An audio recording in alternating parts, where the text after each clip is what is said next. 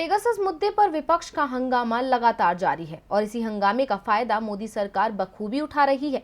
हंगामे के बीच मोदी सरकार अपने बिल बिना किसी चर्चा के पास करवाने में कामयाब भी हो रही है। वहीं बिल पास करवाने की जद्दोजहद के बीच वित्त मंत्री निर्मला सीतारमण संसद में एक बड़ी गलती कर बैठी। तो क्या गलती हुई निर्मला सीतारमण से, जानेंगे इस रिपोर्ट में।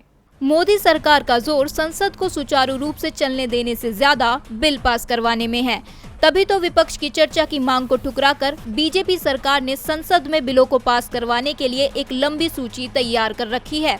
लेकिन ऐसी ही एक कोशिश के बीच सदन के अंदर वित्त मंत्री निर्मला सीतारमण से एक बड़ी गलती हो गई।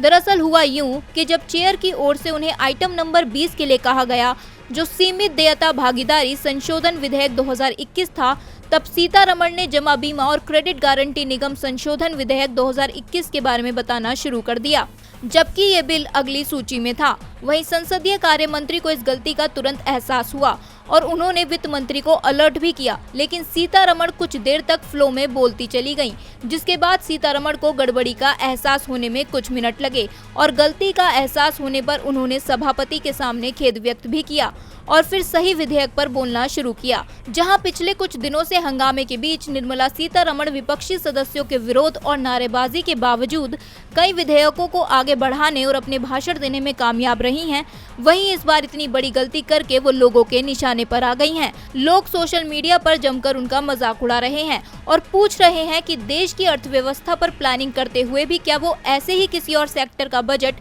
किसी और सेक्टर को अलॉट कर देती हैं। देश की वित्त मंत्री की ओर से ऐसी भूल से विपक्ष को भी सरकार पर निशाना साधने का मौका मिल गया है। टीवी लाइव की रिपोर्ट।